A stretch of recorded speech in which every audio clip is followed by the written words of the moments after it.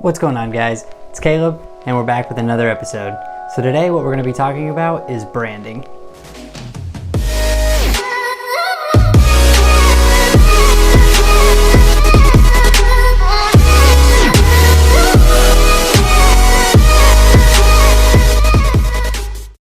So what I'm going to do for you guys is I'm going to break this down into 5 different points, and we're going to discuss what branding is and things you can do to make your branding better for you or your company.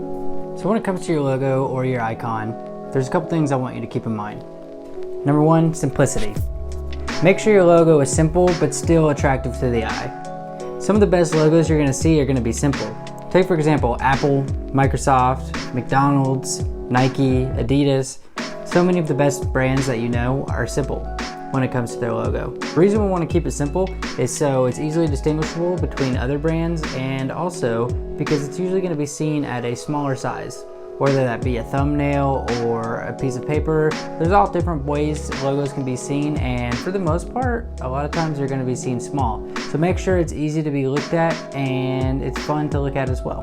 So if you're not very artistic or you don't think you can come up with a really solid logo for your brand, what I'm going to recommend you doing is finding a designer. For me, it's really easy for me to bust out a couple logos or understand what I'm thinking and get that on a piece of paper.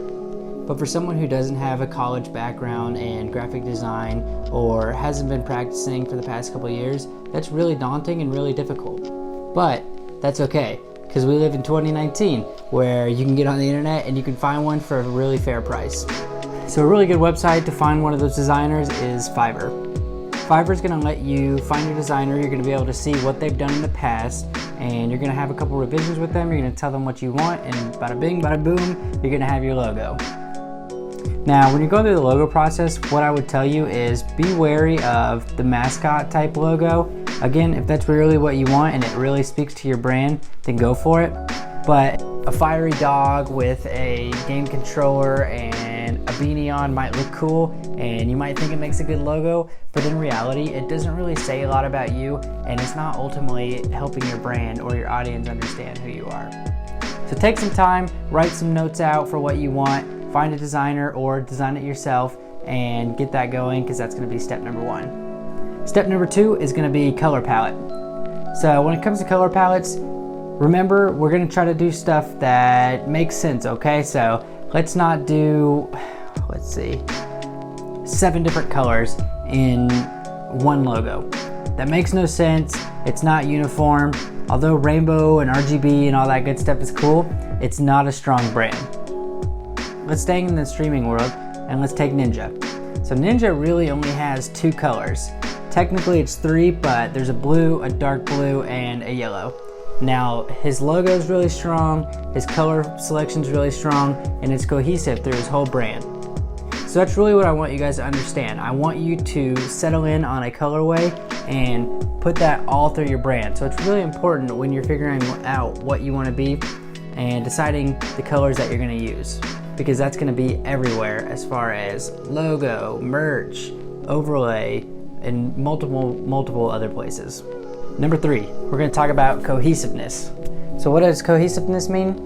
Well, we're going to make sure all of our things in our universe live well together. So what I mean by that is we've got our Twitch here, we've got our Instagram here, we've got our Facebook here, and each one is saying a different thing. So what I want to do is I want to make sure our brand is cohesive. So if I have a template here, I want to make sure that my YouTube is using a similar template, and I want to make sure that my Instagram and Facebook is using a similar template. So when my audience comes to each platform, they're going to know it's me without a doubt, because my brand is cohesive throughout. Now if you go to any other big company, you're going to see the same thing. Go to Nike's YouTube, then go to their Facebook, and go to their website. It's going to be cohesive throughout. You're going to have no doubt that that is Nike. They're using, again, like we said at number 1, their logo, with number 2, their colors, and they're making everything live together. They're basically building a little ecosystem for that brand they've created, and that's what I want you to do for your brand. Number 4, we're going to be talking about voice. Now, when I say voice, I don't mean like my voice, your verbal voice, but I mean the image that you're portraying. your voice, what you're telling your audience and what you're telling your potential viewers and people you're reaching out to. So the way you carry yourself, the way you look, the way everything flows together, that's going to be your voice. So when people are checking you out, yes, they're going to be listening to your audible voice, but they're going to be looking at everything and how it lives together, and that's going to be the voice of your brand. So if you're taking it professionally and everything looks good and it's sized well, your logo looks like you put some time or some money into it, then your voice is going to say, I'm pretty serious about this and I want to make this happen. And that's important. First impressions are so important on the internet because you maybe have 20 seconds, maybe, on a good day to impress somebody and get them to stick around. So your voice when it comes to branding is key. Make sure that you are on there with a purpose and people know that. And that's gonna be your voice and that's important to your brand. So number 5 is gonna be a tagline. A tagline can be really cool because it's a really quick way to let your audience know who you are and what you stand for. So to give you a couple examples, McDonald's, ba-da-ba-ba-ba, I'm loving it. Taco Bell, think outside the bun, or I think it's Live Moss now. I don't know, I'd have to do my research. But there's so many different taglines when it comes to a brand and it tells you what they are.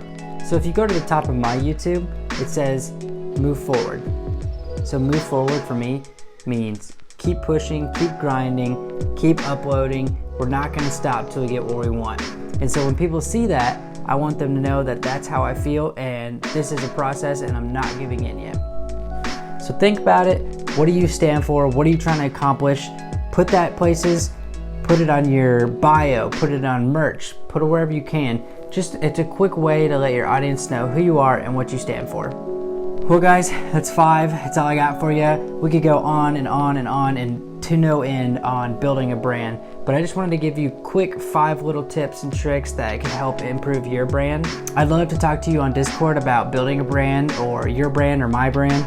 And I have other people in my Discord who would love to talk to you as well if that's something you want to discuss. If you guys like this video, go ahead and throw a thumbs up for me or let me know in the comments. I really appreciate you guys sticking around. Make sure to hit that sub button and turn on the bell so you can know when I post a video next week.